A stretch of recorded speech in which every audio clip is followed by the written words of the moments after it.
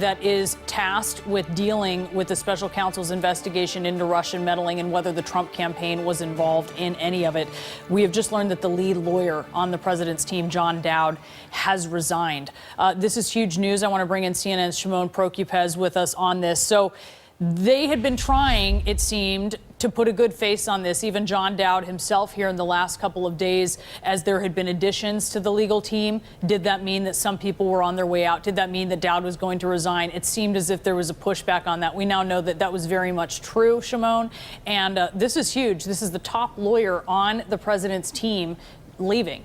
That's right. Not only is this the top lawyer on the president's team, but this is the person who the Trump lawyers have given every indication to us has been communicating with the Mueller team, who has this previous relationship with Mueller. And, you know, to us, to those of us who have been covering this, are not surprised by this move. Certainly, we expect there to be other resignations, other shakeups within the legal team. Some of the members of the legal team took issue with the president's recent hire of this recent lawyer that was brought onto the team. You know, Dowd this weekend sort of caused a stir after he made some comments to the Daily Beast, then walked them back, basically taking issue with the Mueller investigation. And Dowd has really been sort of seen this guy who's been communicating with the president, trying to keep things calm, trying to keep the president sort of in line. And this is, though this is not a surprise to many of us, it certainly is going to create some rifts within the team that's ongoing. There are problems on this legal team. We have said so much. We have reported on a lot of that, various views on how the president should be handling the investigation, views on whether the president should meet with Bob Mueller, whether he should be interviewed, questioned by investigators from Bob Mueller's team. But certainly, you know, we know also that the president has been out there shopping, looking for other people to join his legal team. Some people hesitant to join the legal team for a variety of reasons. The president is also just not a very easy client. He's not someone who listens to his lawyers. We've seen that based off of some of the tweets, some of the things he has said publicly to reporters in press conferences, and gaggles. So all of that certainly creates a lot of problems when you have attorneys who are trying to convey a certain message, try to constrain their clients from saying things that could potentially hurt themselves. And that is, I mean, that's clearly the frustration that Dowd had, right? I mean, he's someone who seems to adhere to a sort of common sense approach legally. It had been reported that he did not believe that the president should actually sit down with the special counsel. He was clearly worried that this wasn't going to turn out in the right way for the president, although the president has promised that he is going to sit down with the special counsel. So, Shimon, when you look at that, when you look at someone like Dowd is out, and then you look at a couple new legal additions, one of them being Joe DeGeneva, who has trafficked in a conspiracy theory about the FBI and targeting President Trump. I mean, what does that tell you about the direction of this legal team? Well, it tells us that, you know, maybe the president wants someone who's willing to more say the things that he wants to be said. I think Dowd and Ty Cobb, who's the other attorney here, their approach has been to sort of try to keep things peaceful, try to go at it through negotiations.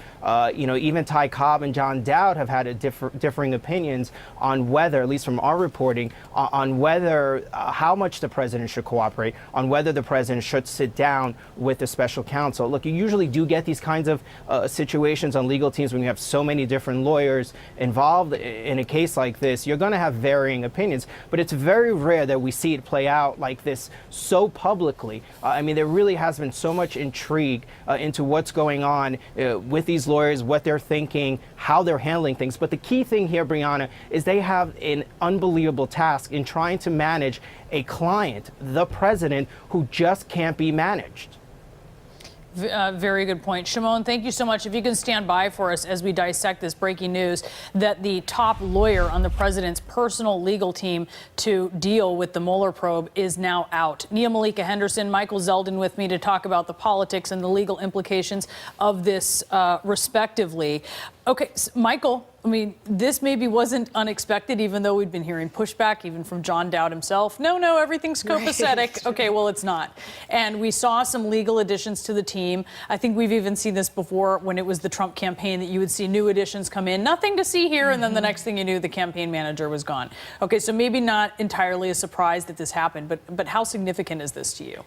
It's going to be clear how significant it is when we keep our eyes on Ty Cobb.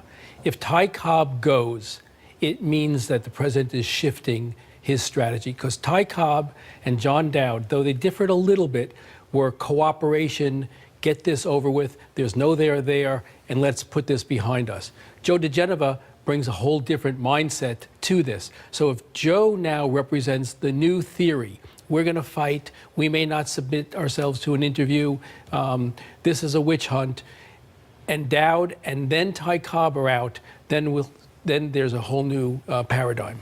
Also, I just want to, we've just gotten a statement in from Jay Sekulow, who's also a lawyer on the president's team. John Dowd is a friend and has been a valuable member of our legal team. We will continue our ongoing representation of the president and our cooperation with the Office of Special Counsel. I mean, the question is, what kind of representation, right? And I wonder, for even people who are in the president's team, or sorry, in his corner, but maybe worry a little bit about some of his freewheeling style when it comes to dealing with taking on Robert Mueller lately. We'd seen him really go after the special counsel on Twitter, which was something that was new.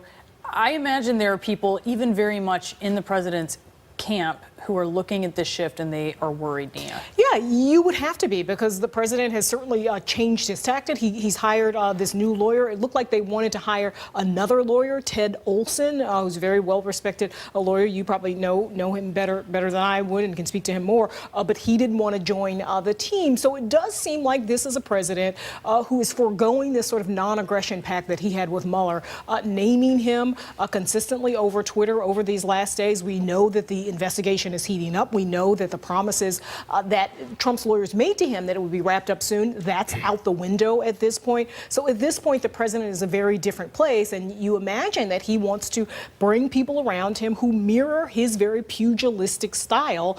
He looked on TV, he saw Joe DeGenova talking about this conspiracy theory and wanted him as part of his team. So that could be the new tenor of his approach to this legal matter. And aside from just the legal approach, even I think of his economic team, right? Where Gary Cohn is out. Gary Cohn was more of a moderating influence on the president's trade views.